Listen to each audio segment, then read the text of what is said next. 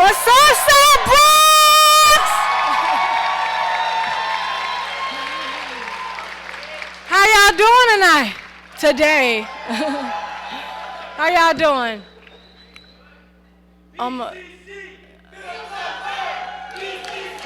Feel the bird. Feel the bird. I want to thank you guys for coming in today. Like, really. You guys have no idea how happy I am to see you guys here and how excited I am that you guys consistently show up for Bernie Sanders.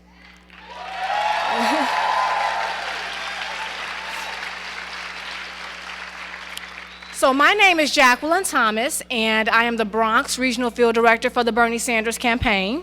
Oh, thank you. Hey. So I just want to thank you guys again. I can't thank you enough.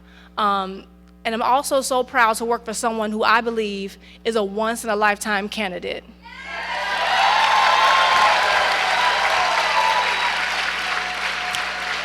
And in being a once-in-a-lifetime candidate, that means that now, until April 19th, is a once-in-a-lifetime opportunity.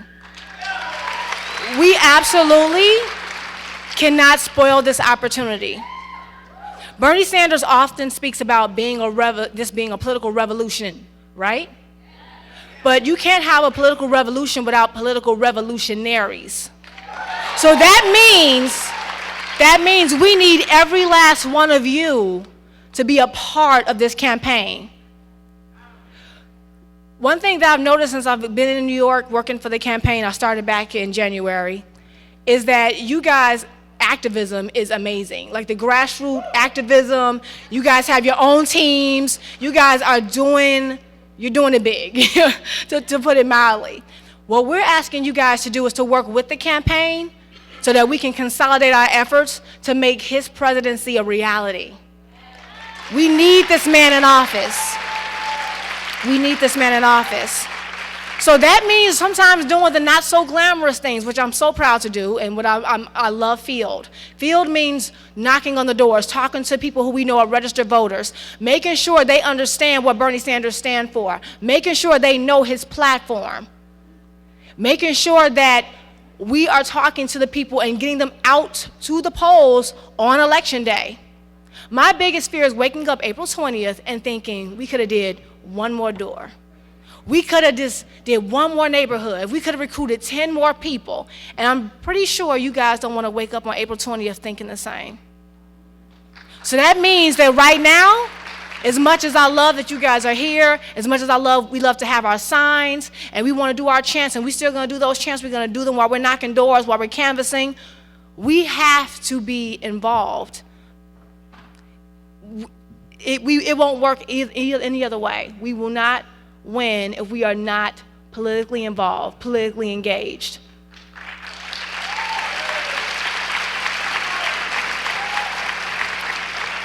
So we also know that we are going against a machine, right?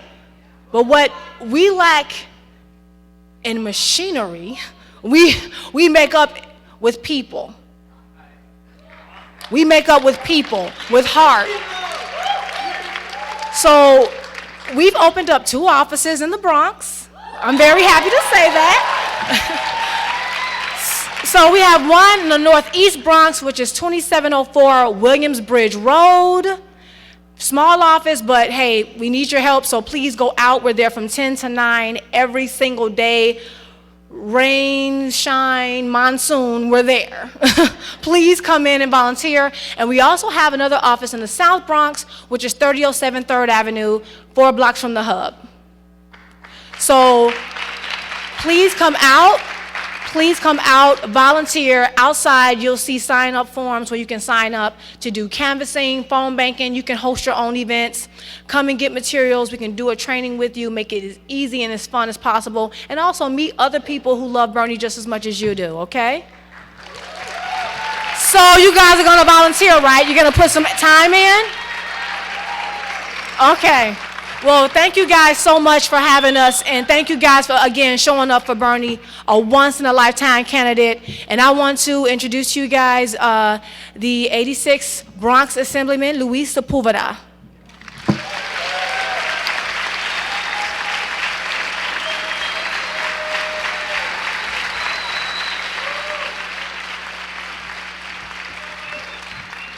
Are we feeling the burn? Are we feeling the burn? Wow, this is beautiful. You know, I keep hearing how Bernie Sanders is only supported by white men. I see again this beautiful mosaic of people from all walks of life.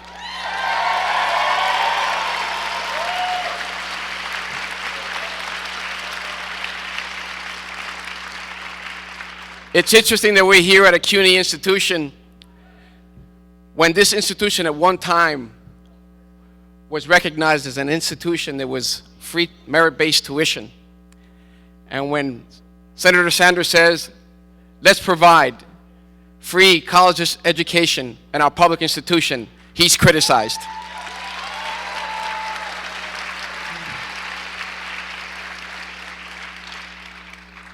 First of all, I want to say bienvenidos al Condado de la Salsa.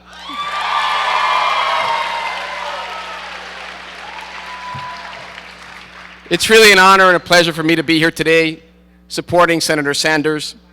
Today, I look at you, many of you, young men and women, that will carry the mantle for the future for this country. I have a 24-year-old son who I'm very proud of and is up there on the top floor. And yes, thank you. And I'm happy to say that he is also feeling the burn.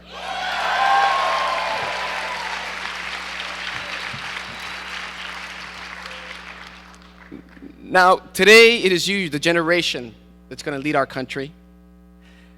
I'm sorry to say that for many of you, for our next generation, you will be one of the first generations that will have a lower earnings capacity, a lower per capita income than the prior generation.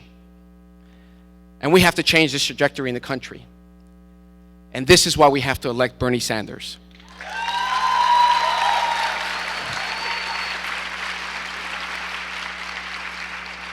Now, at the very beginning of the process, was asked time and again, who are you going to support for president of this country? Is there any other choice? You know, I said, let's think about this slowly. Let's analyze the record of both candidates. And after I did my thorough analysis, I said, there's no other candidate that I can support. It has to be Bernie Sanders.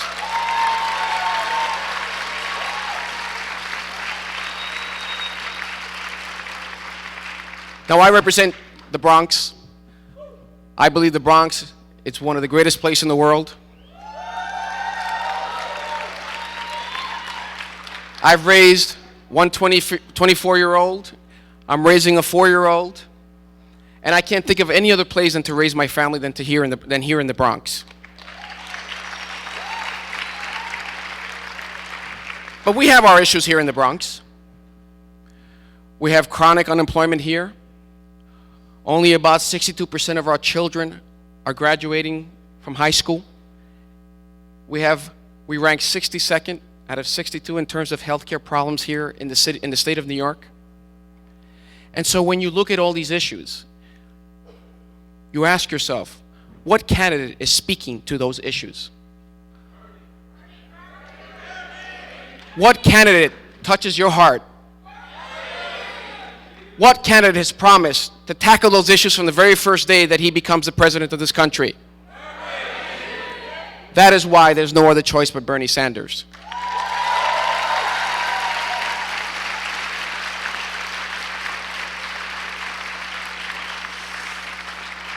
While other candidates were supporting policies that led to the mass incarceration of Black and Latino men in this country, while other candidates supported policies that with a stroke of a pen led to millions and millions of minority children in abject poverty, Bernie Sanders said, let's tackle this issue and create a fair economic system in this country.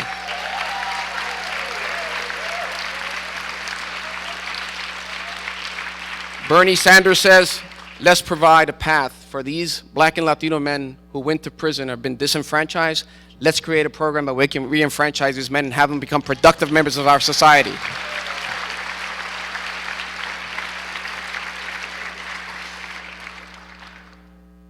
When we talk about immigration in this country, Bernie Sanders is the only candidate who agrees that not only should we maintain President Obama's DACA program, but we should expand that program so that kids that have been here for 5 years can live in this country without fear.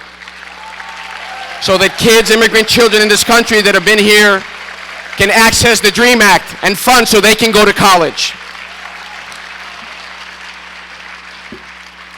We talk about economic policy and everything begins and ends with education in this country.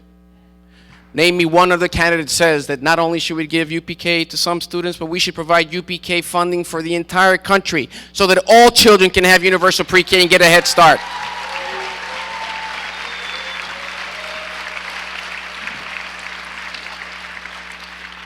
And when we talk about the fear that many of our undocumented immigrants have in this country, he says, let's take down these inhumane detention centers and let's provide a track for citizenship for these individuals, over $11 million who live in the dark of this country.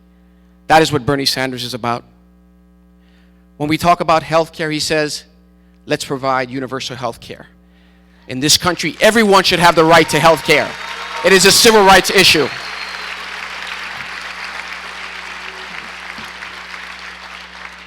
When we talk about family values, Bernie Sanders says, let's provide 12 weeks of paid family medical leave for people in this country.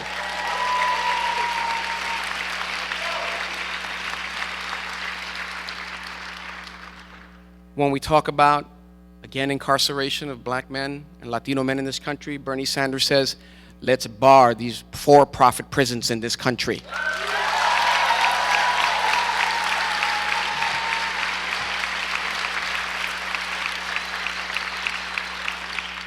Now, ladies and gentlemen, these are issues that are dear to me here as a representative of the poorest county in the entire United States. No one is speaking to these issues. Others have decided to come on board and adopt part of the agenda that Bernie has brought forth. But let there be no doubt, this is a pivotal moment in our history. This is a pivotal moment, especially for you young men and women that are the future leaders of this country.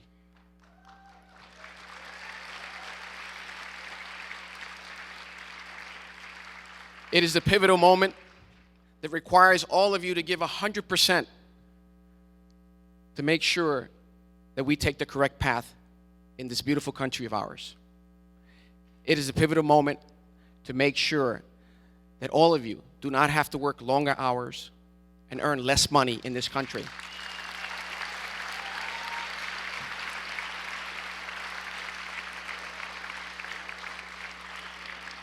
Now allow me 1 minute to indulge myself in an issue that's particularly important to me as a Puerto Rican of Puerto Rican descent.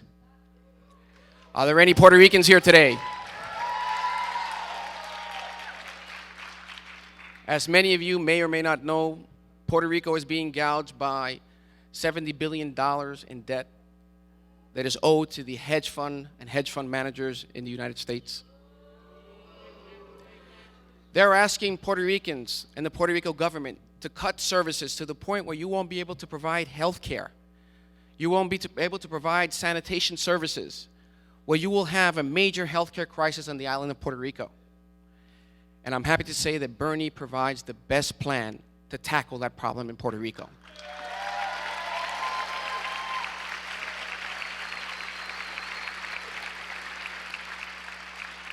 Bernie is committed to spend over $5 trillion on Puerto Rico to provide and create 140,000 new jobs on the island. That is leadership. That is progress.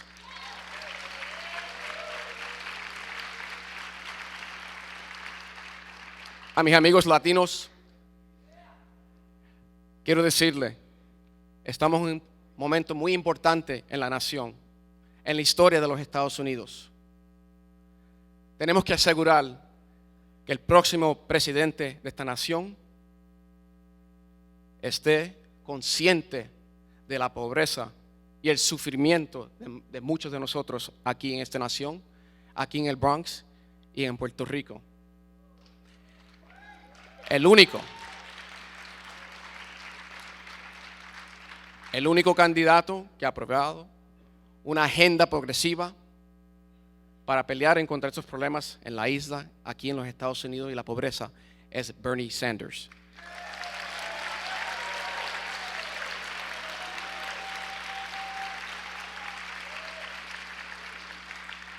So I tell you again, from the heart,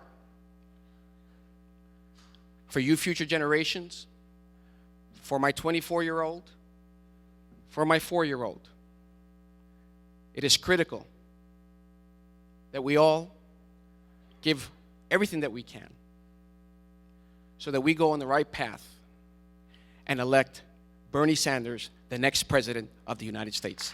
Thank you, and God bless. Thank you. Bernie, Bernie, Bernie, Bernie, Bernie, Bernie, Bernie.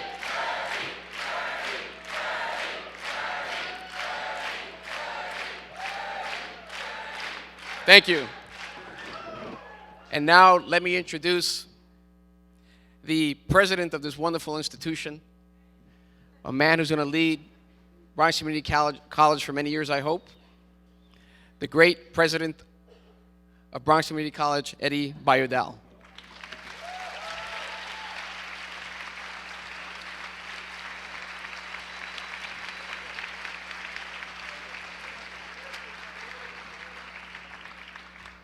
Muchísimas gracias, Luis. But folks, I just got promoted.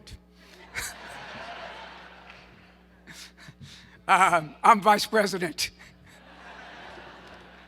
But that's okay, I'll take it for today. But seriously, on behalf of President Thomas Sekenekbe, it's my pleasure to welcome you to Bronx Community College.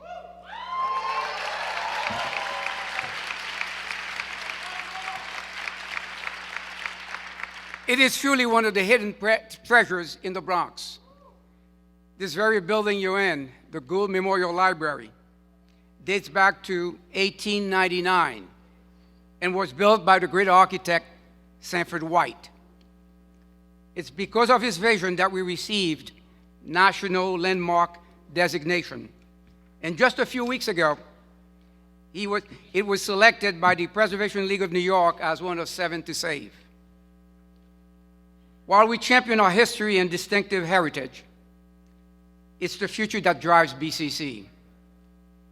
As an institution of higher learning, BCC provides a brighter future for more than 11,000 students each year.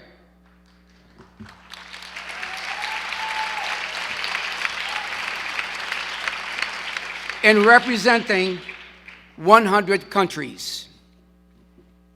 And while the Bronx's star is deservedly rising, we are still economically the poorest congressional district in the country, making BCC a beacon of hope and opportunity for this community.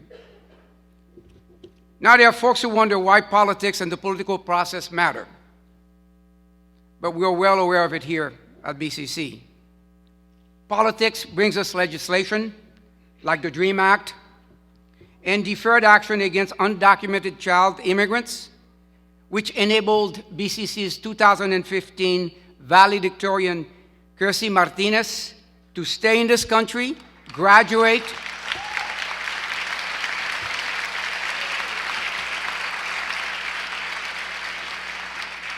and now she's attending a 4-year institution.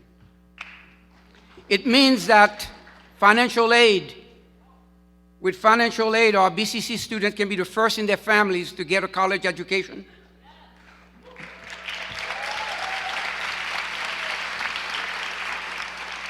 And become productive participants in business and our economy. It means that through conservation and preservation measures, that we can protect the very building we're in right now. It means that we can help build the next generation of leaders for this community and for our country. Politics matter at BCC, and it is why we are so honored to host today's event with presidential candidate Senator Bernie Sanders.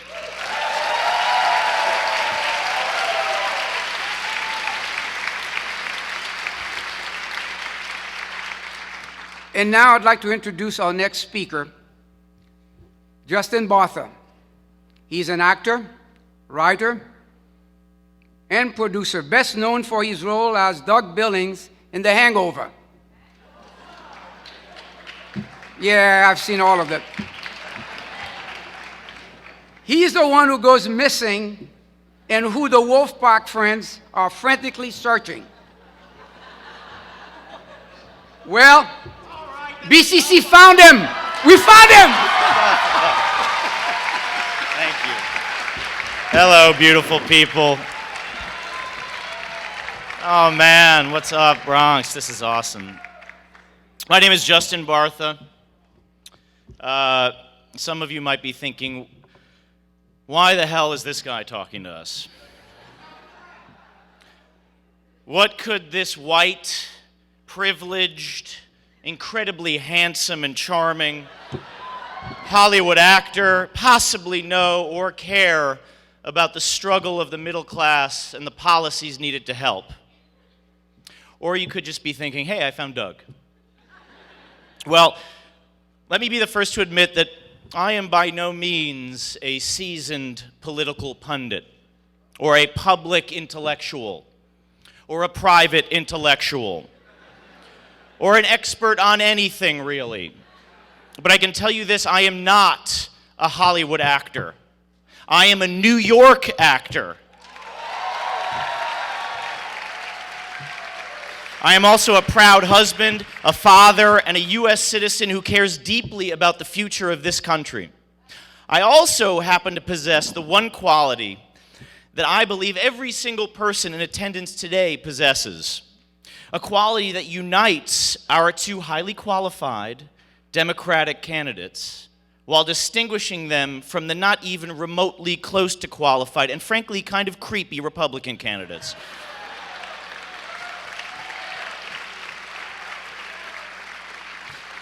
And that quality is empathy.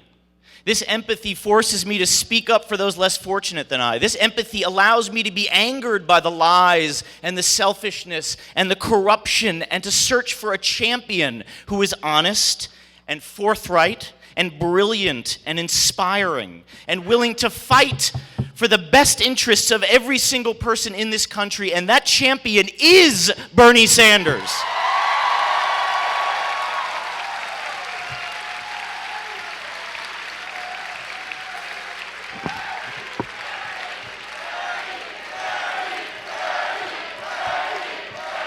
Now, they only gave me like 3 minutes, hold on. Now, as a professional actor, the one thing I do know is a good story. And the story that I keep hearing says that Bernie Sanders may be inspiring. He may be the only candidate that in either party who is actually trusted or even liked.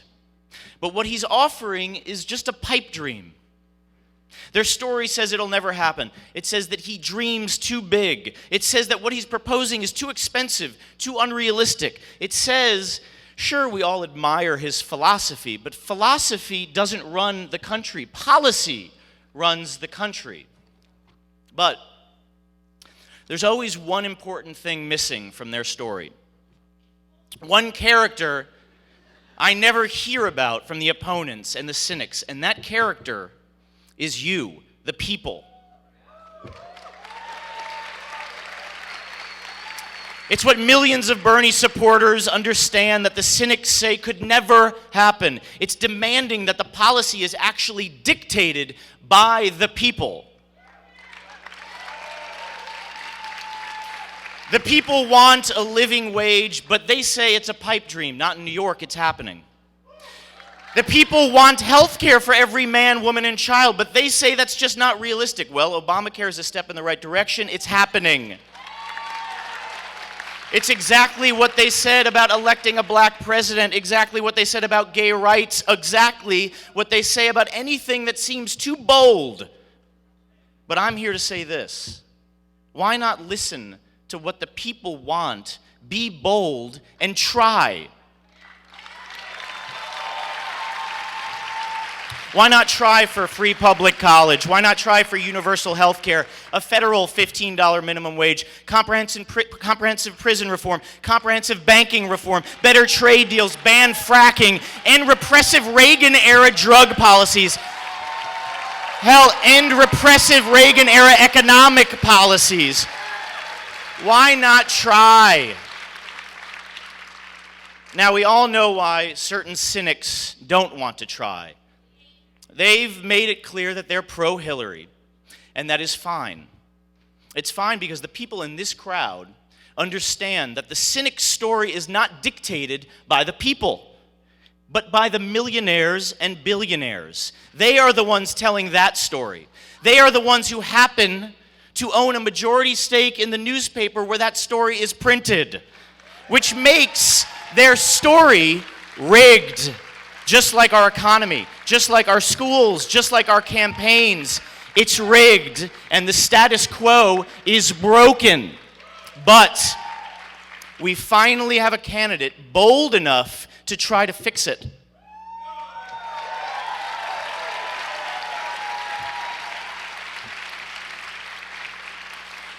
So we just have to keep fighting for him because we know he'll fight for us.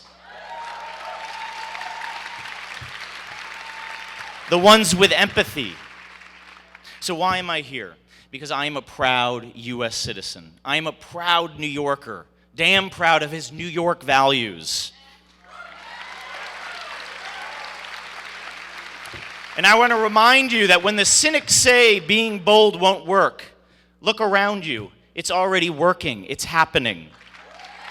And if we stick together, we can all help translate Bernie's philosophy, which is the people's philosophy, into policy and create a world where the will of the people isn't just a pipe dream, but a bold, beautiful reality. Thank you.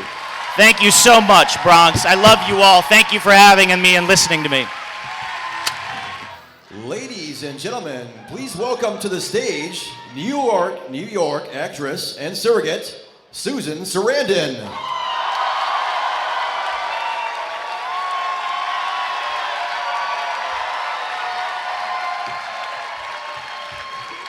Wow. My people, so happy to be here with you. I've been all over the United States with Bernie, and it is so moving to see everyone so engaged. But now I'm here, and you're here. And this is the moment, guys. This is what we've been working towards. This is, as you know, you can't get much better than this in terms of history. This isn't going to happen again in my lifetime, for sure. And I'm so happy for all you kids that get to vote in this election and be activists and tell your kids that you're on the right side of history when this man was given to us as some kind of a miracle. We will never have another person, unless we get rid of Citizen United, who can work within the government and still have a soul and not be bought and can represent us as his one issue. And I am so pleased to be here. And what we have to do is just make sure, because it means so much to have somebody that does the right thing at the right time, not later when it's easy, not apologize later when you've made a big mistake like voting for the war. No, not get on to, LGBT rights when it's cool to come out for marriage when it's passed, or the $15 minimum wage when you already have it. Not to get behind no fracking when we've already passed it. We need to stop selling fracking when you're all over the world. We need to, So to have a candidate who is here for us and who is so brave and so clear and all of you that have the imagination to understand that this is possible and the work ethic to get out there and do it. And that's what we have to do now, is just push a little bit further. Everyone's watching New York now. And before, it maybe hasn't seemed so important because we knew the way it would go, but now we have a choice and we have the opportunity, and it's so exciting to be able to say, we are going to do something different. We're in a revolution. We are in a revolution. And without spending any more time, I'm going to give you the guy that you've been coming here to see, that we all believe in, that's going to make the difference, Bernie Sanders. This looks like an audience that wants a political revolution.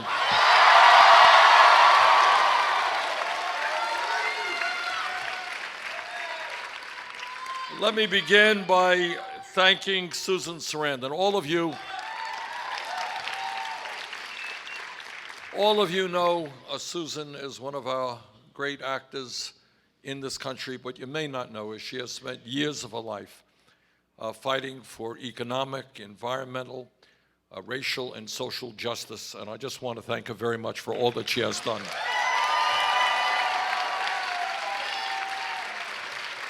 I want to thank Justin Bartha for all of his work, and Eddie Bayardel and Louis Sepulveda and Jacqueline Thomas for their help as well in their introductions.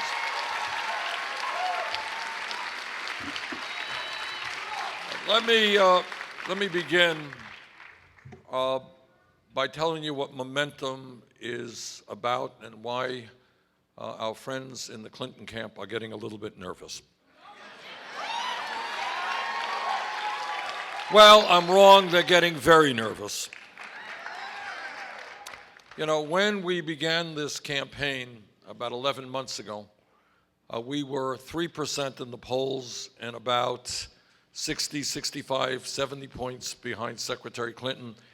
The last three national polls had two of them us ahead and one behind by 1 point.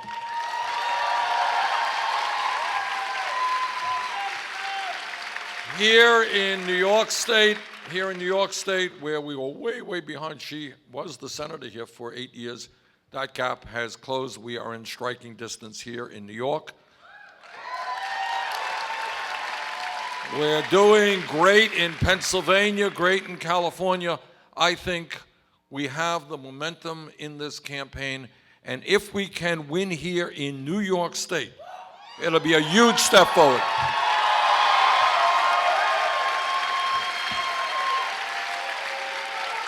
And we can do it.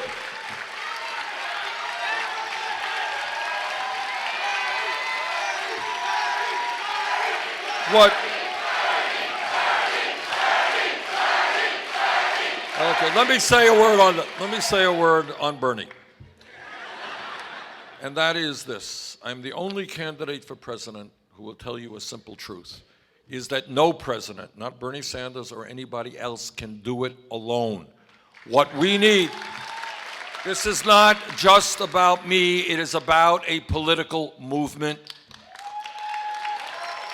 It is about millions of people standing up and stating loudly and clearly, enough is enough.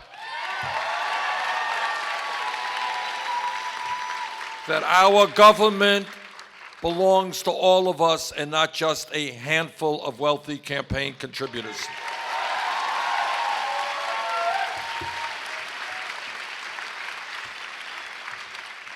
Secretary Clinton and I have some very serious differences of opinions.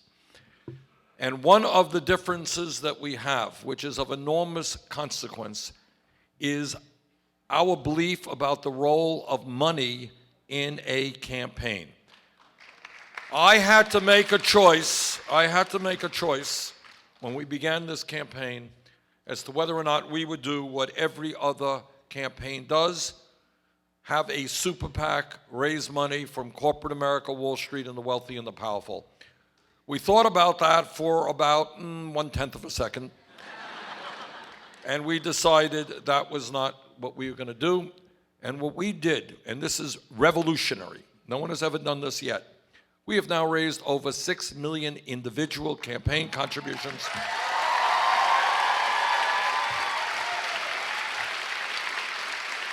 Averaging $27 apiece. So what we have already done is shown the world that we can run a winning national campaign without having to beg Wall Street or corporate America for money. We are therefore free to do what has to be done.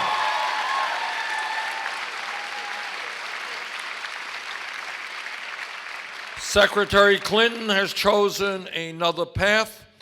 She has several super PACs. Her largest one recently reported they have raised $25 million from special interests, including $15 million from Wall Street. Secretary Clinton, as you all know, has also given a whole lot of speeches on Wall Street for $250,000 a speech. Now, I have long thought that if you're going to be paid $250,000 for a speech, it must be an extraordinary speech, don't you think? It must be a mind-blowing speech. It must be a speech that will probably solve all of the problems in the world, written in Shakespearean prose. So I believe that a speech that great, that consequential, should be released to the public. Let the world see it.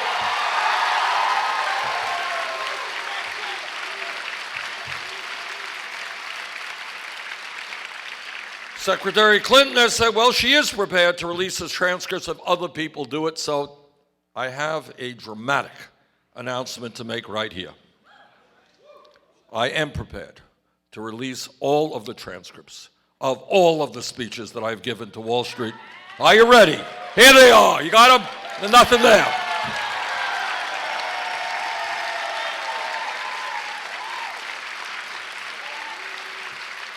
No speeches, not for $250,000, not for $2, none of them. Now, there's another issue that we have a very consequential difference of opinion on, and that is in 2002, I was in the House. Secretary Clinton was in the Senate then, representing New York. There was a vote, maybe the most important foreign policy vote that has taken place in our modern history, and that was on the war in Iraq. I listened very closely to what Bush had to say, to what Cheney had to say, to what Rumsfeld had to say, to what all these guys had to say. And I concluded that they were not telling the truth. I voted against that war.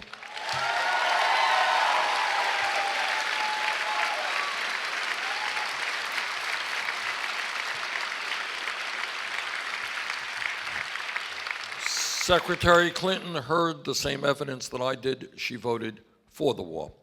But it's not just that. I don't know if some of you saw it. A few months ago, we had a debate somewhere, and she was talking about her pride, I guess, in receiving kind words from Henry Kissinger as to how she had run the State Department. Well, I happen to think that Henry Kissinger was probably the most destructive Secretary of State in our lifetimes.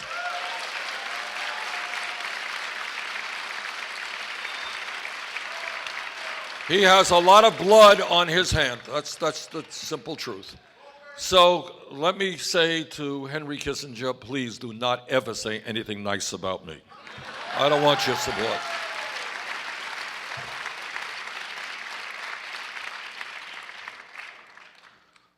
I have opposed all of the disastrous trade agreements that have come down the pike, which have cost us millions of decent-paying jobs. Secretary Clinton has supported virtually all of them. All of you know that we have a growing crisis in terms of clean water in this state, in this country. I am very opposed to fracking.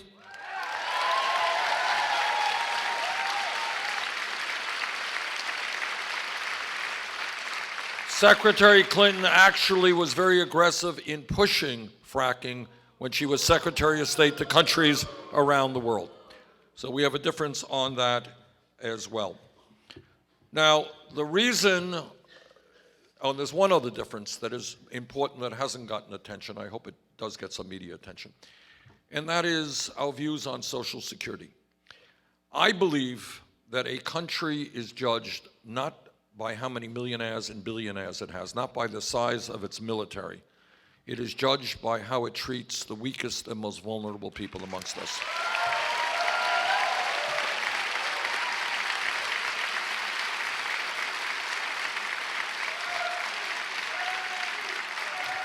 And I'll tell you, if you use that criteria, we are not doing anything that we should be proud of. Today in America, the richest country in the history of the world, we have the highest rate of childhood poverty of almost any major country on earth. About 20% of our kids are living in poverty. In the African American and Latino communities, those numbers are much higher than that. And then, that's right. That is not what this country should be about, with record-breaking levels of childhood poverty compared to other countries around the world. Furthermore, how do we treat our seniors? Again, this is not something the media talks about at all for whatever reason. And that is, we have millions of seniors in this country who are trying to make it on $11,000 or $12,000 Social Security.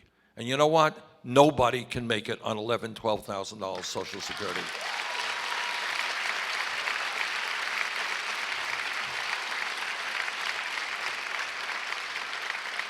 There are seniors in my own state of Vermont, in New York State, all over this country, people who cannot adequately heat their homes in the winter, who are dividing up the prescription drugs, the medicine, the pills they get, dividing them in half because they don't have enough money to buy the medicine that they need. They're not eating adequately. These are the people who built this country, our parents and our grandparents. We should not be treating them like this.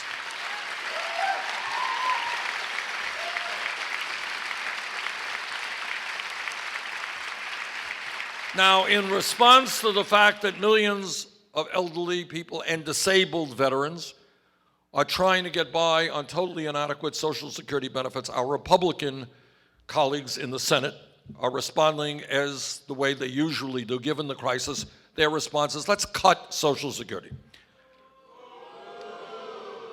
and give tax breaks to billionaires, obviously. Well, I got bad news for them. Not only are we not going to cut Social Security, we're going to raise Social Security benefits.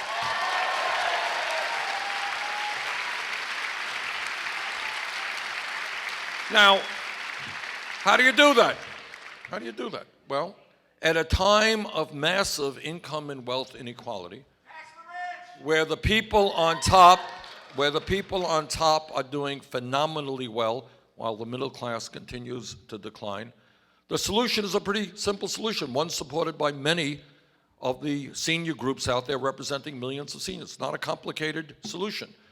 Right now, you got millionaires contributing the same amount of money into Social Security as somebody making $118,000 a year. There's a cap. You lift that cap, and you don't even have to start at 118, go up to 250,000 and above. You do that, we can extend the life of Social Security from the 19 years it is right now to 58 years.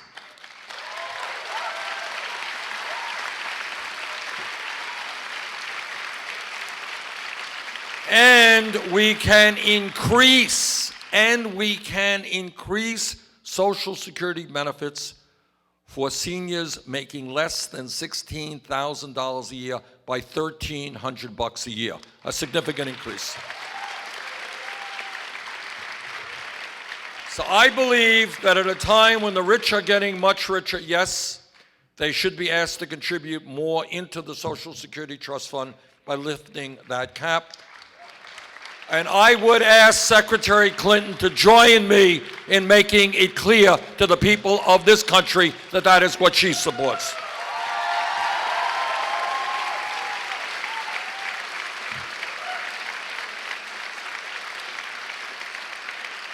This campaign is doing well. because we have the guts to tackle the real issues facing the American people. Issue number one, we have a corrupt campaign finance system which is undermining American democracy.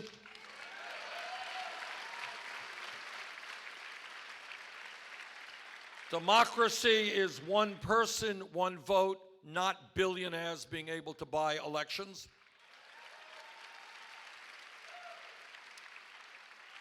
And that is why we are going to overturn this disastrous Citizens United Supreme Court decision.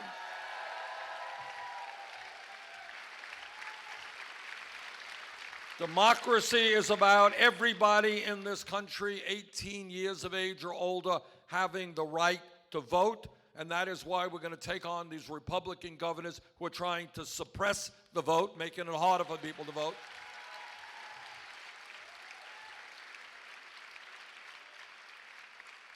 But it is not only a corrupt campaign finance system, it is a rigged economy.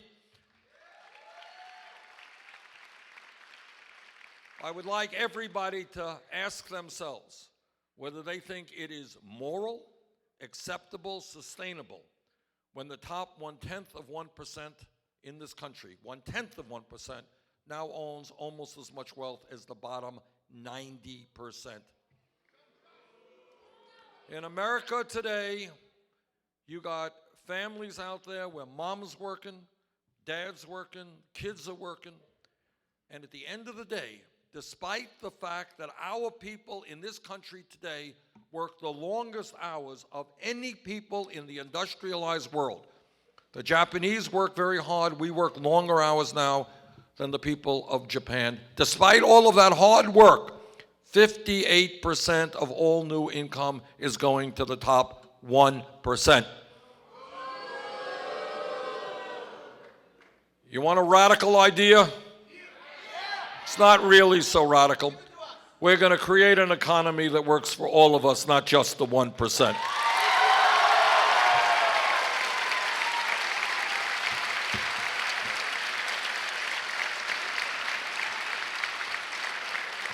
Hillary Clinton wants to raise the minimum wage to $12 an hour. That's good. I want to raise it to $15 an hour.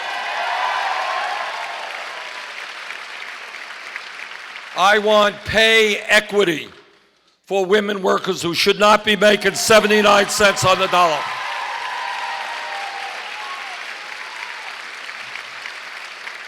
Today, women on average make 79 cents on the dollar. African American and Latino women make much less than that. Women of this country want the whole damn dollar, and that's what they deserve.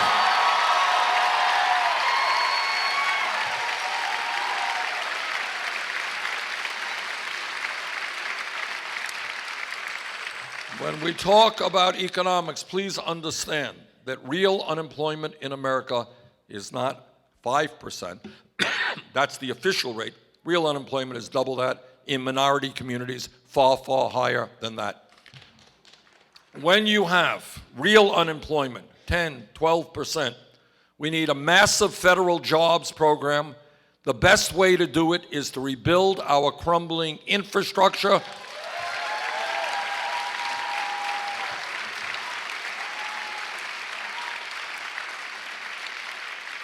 I was in Flint, Michigan 6-7 weeks ago, and what I saw there and what I heard from people there was literally beyond comprehension. It was hard for me to imagine that I was talking to people in the United States of America in the year 2016 who were describing to me how their children were being poisoned and impacted through cognitive capabilities by the lead in the water they were drinking. But it's not just Flint.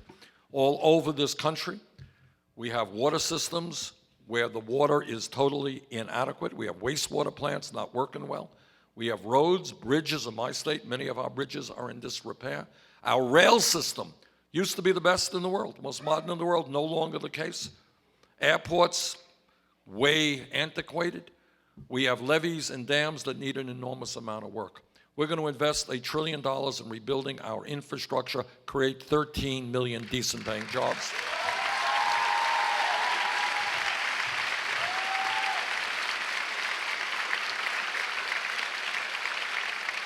And when we have a major crisis in public education today, we're going to be hiring teachers, not firing teachers.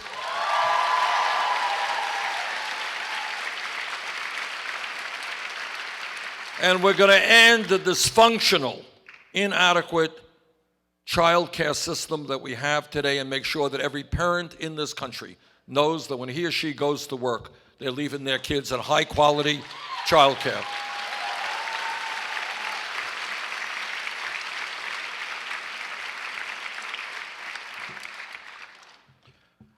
This campaign is listening to people who are often not heard from.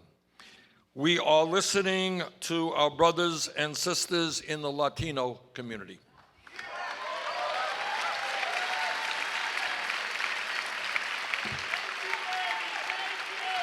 And they are telling us that with 11 million undocumented in this country, where people are being exploited because they have no legal rights, being paid for less than the minimum wage, not getting a fair paycheck, that they want, and I want, comprehensive immigration reform and a path toward citizenship.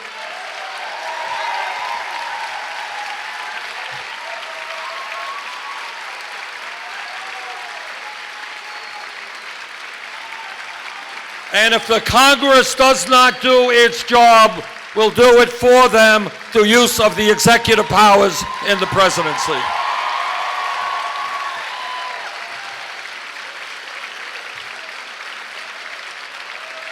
This campaign is listening to the African American community.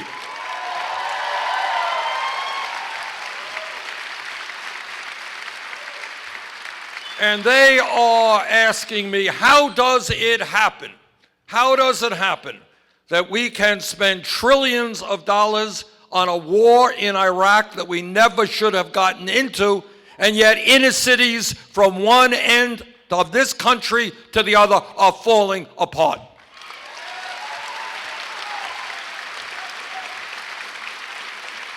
How does it happen that in minority communities people can't get affordable housing and gentrification is wiping out neighborhoods? How does it happen that the school buildings are falling apart and we're not attracting the quality teachers that our kids deserve? How does it happen that African American youth unemployment and underemployment today is 51%? And how does it happen that we have more people in jail than any other country on earth, disproportionately African American, Latino, and Native American? What we are going to do, not a radical idea, this is a commonsensical idea. We're going to invest in our young people in jobs and education, not jails and incarceration.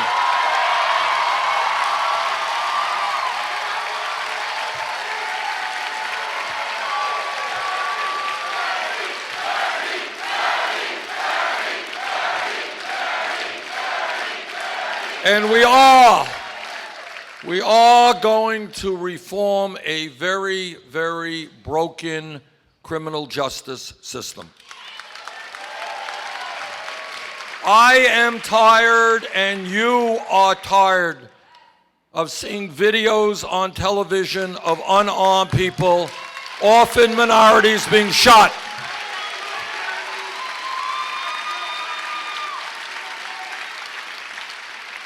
Now, I was a mayor for 8 years, worked very closely with my local police department. I work with police all over this country. Vast majority of police officers are honest, hardworking, trying to do a very difficult job. That's a fact.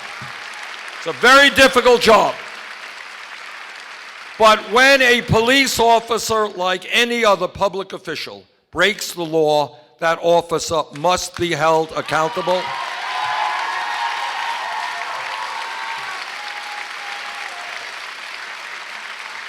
We need to develop We need, through a lot of training, to develop a culture within police departments which says that lethal force is the last resort, not the first resort.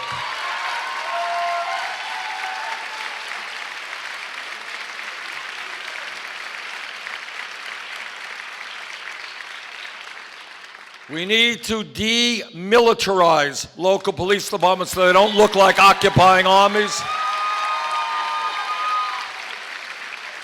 We need to make local police departments look like the diversity of the communities they are serving.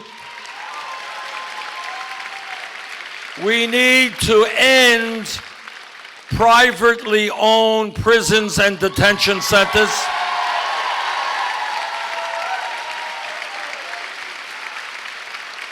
Corporations should not be making money by getting more people into jail. That's wrong.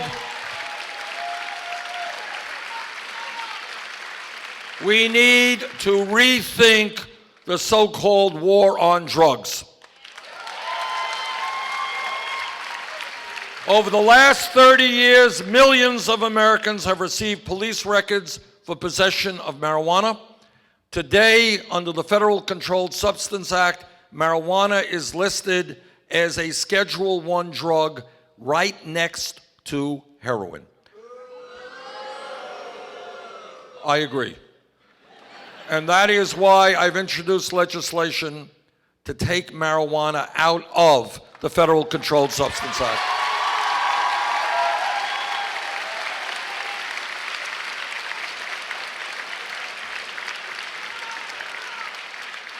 And when we talk about drugs, I don't have to tell anybody in this room, we have an epidemic, a tragic epidemic of heroin and opiate addiction in my state, in your state, and throughout this country. Every day, people are dying of overdoses. This is a crisis that has got to be addressed.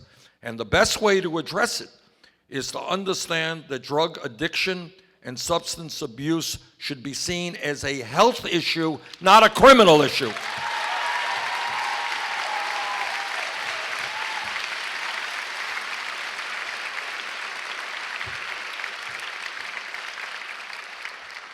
You know, often I am asked which of the issues is the most important, and you can't really say that because all of these issues are of extraordinary consequence. But here's one that is not just an American issue, it is a global issue. I'm a member of the U.S. Senate Committee on the Environment. I've talked to scientists all over the world. And anyone who tells you that climate change is not real, is not caused by human activity, is lying to you. That's exactly what is happening.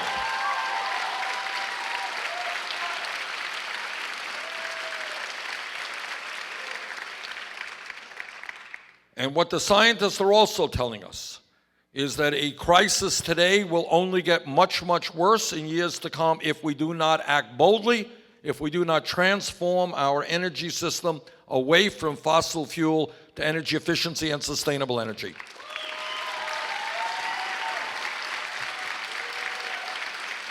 This is a life and death global issue.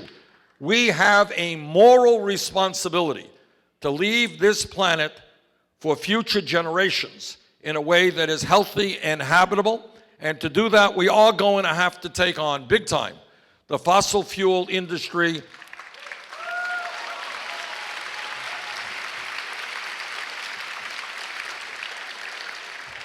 An industry that thinks its short-term profits are more important than the future of this planet. Sorry, guys, you're wrong. That ain't gonna happen.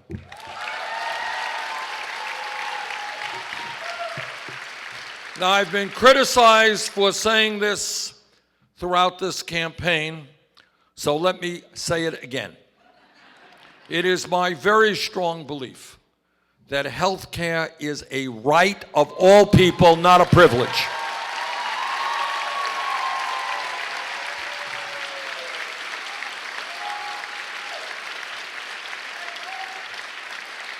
We have made progress under the Affordable Care Act, and I'm on the committee that helped write that. We've done away with so-called pre-existing conditions. We have extended insurance to about 17 plus million people more. We have done away with discrimination in terms of pricing for health care plans that women were experiencing. But what we have to recognize is we remain the only major country on earth that does not guarantee health care to all people. We have to recognize that 29 million people today in America have no health insurance. Many of you have insurance, but you're underinsured with high deductibles and co-payments. And every day, we are all getting ripped off by the greed of the pharmaceutical industry.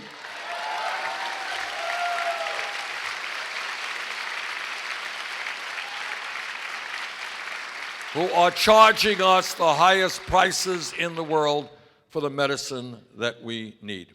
And that is why I believe that we need to move toward a Medicare for all single-payer program.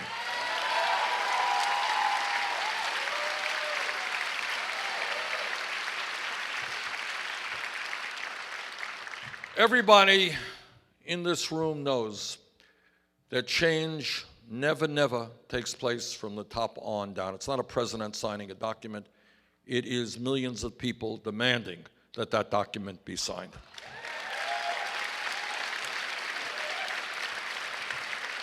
Change takes place when 100 plus years ago, workers said to their employers, we're not beasts of burden, we're not going to work 7 days a week, you're not going to fire us arbitrarily, we are going to form trade unions.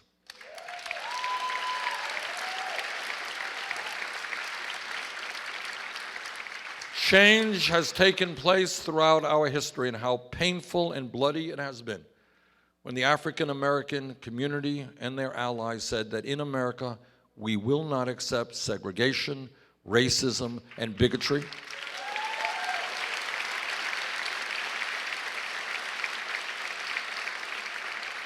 And how many people over the years died in that struggle, and who they were and what their names are, we will never know.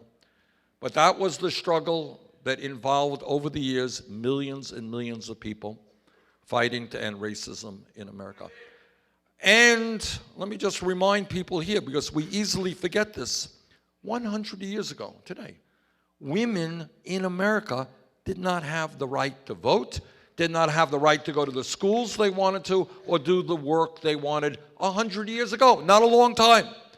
But what women did, and their male allies, they stood up, they fought back, and they said, in America, women will not be second-class citizens.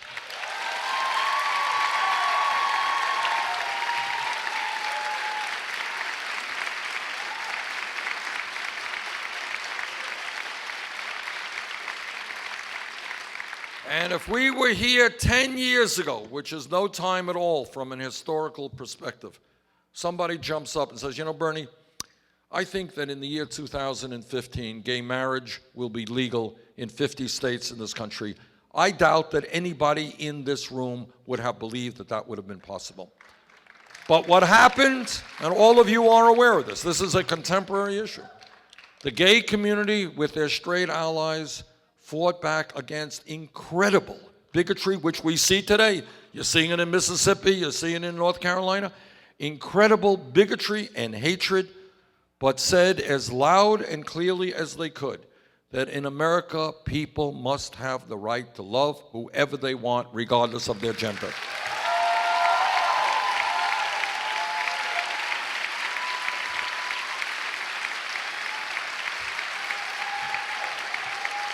And let me give you, as I mentioned earlier,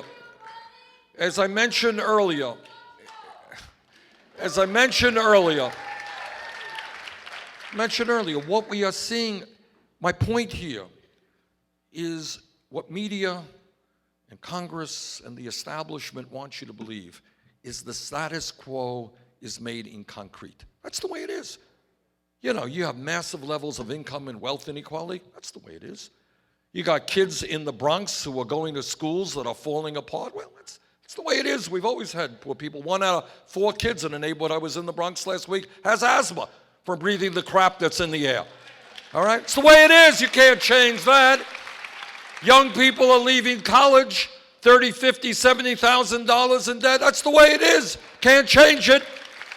We're the only country in the industrialized world without health care or paid family and medical leave. Can't change it. That's concrete. That's the way it is. That is the way it always will be. Don't think you could change anything. You don't have to vote. You don't have to stand up. Don't fight back. People who have the money and the power, they've got it now. They will always have it. They will always make the decisions. But some of us respectfully disagree.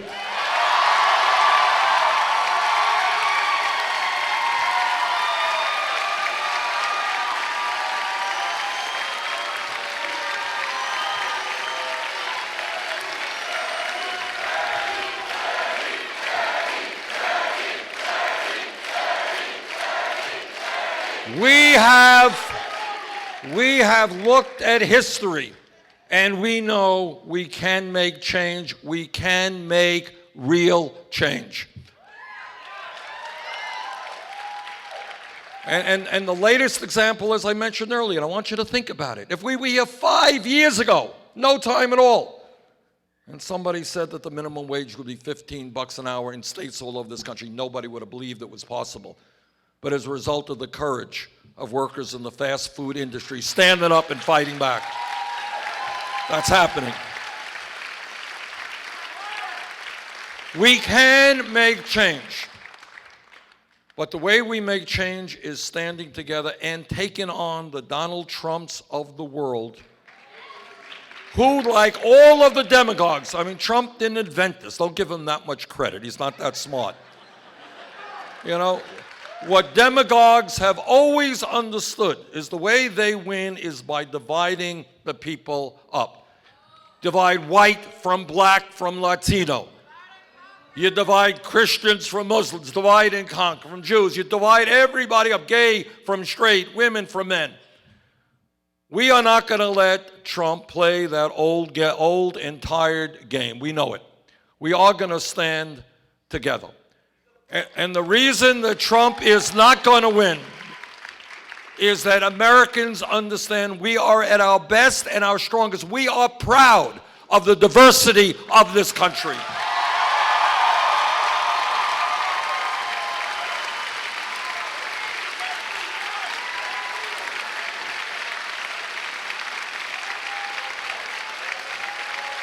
Our diversity makes us stronger.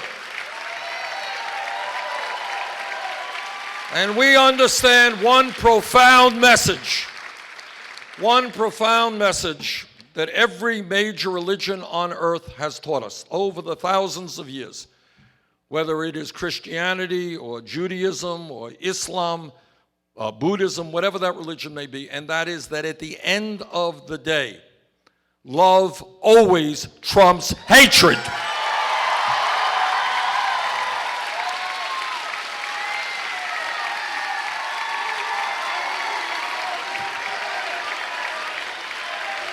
Brothers and sisters,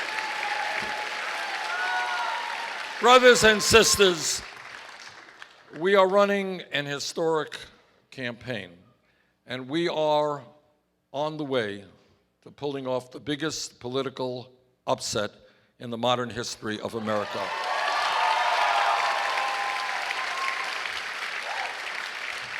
And crucial to that success is what happens here in the New York Democratic primary on April 19th. Now, here's what I've learned throughout this campaign.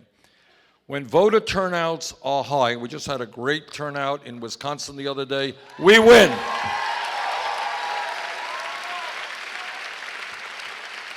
When voter turnouts are low, we lose. So I would ask all of you to make a concerted effort on April 19th to not only come out to vote, but bring your friends and your relatives and your coworkers.